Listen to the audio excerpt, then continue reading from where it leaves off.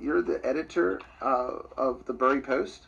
Yeah, What is that? I started the Bury Post back last year in May of last year it was founded, so it's not even a year old yet. But essentially, I was in the old school newspaper, the Flyer, which is the official one that's paid by the school, student activities fee. It comes out of the pockets of students on campus, so they get paid for our work, and I was one of the editors that was getting paid, and I just Okay. didn't like the fact that they weren't doing a lot. It was spring of 2024. There were only like 10 articles written, and the fact that people were getting paid for that, like, stipends of 1,000 or more, like $2,000, $3,000, was just not right to me. So I wanted to cover more things that were going on around campus. I wanted to, make it so that we had a source where people could, exercise their right to freedom of speech, freedom of press more effectively.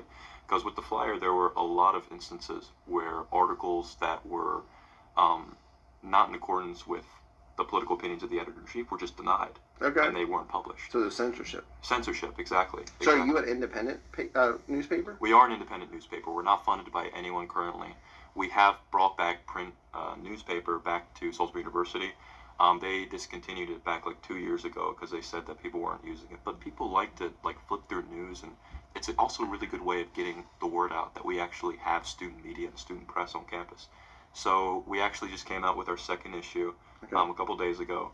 How else could people find you if they can't find the print version? I mean, are you on social media? Yeah, we are. We have an Instagram page called theburypost.su.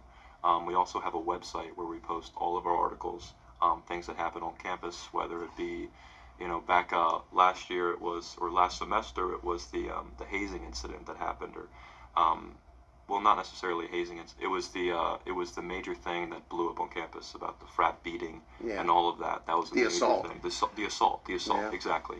So that was a big thing we covered. We covered a lot of different things. We have a news website called theburypost.com. So theburypost.com is a website someone could go to if they're not into social media. Exactly. Okay. And you've also been very politically active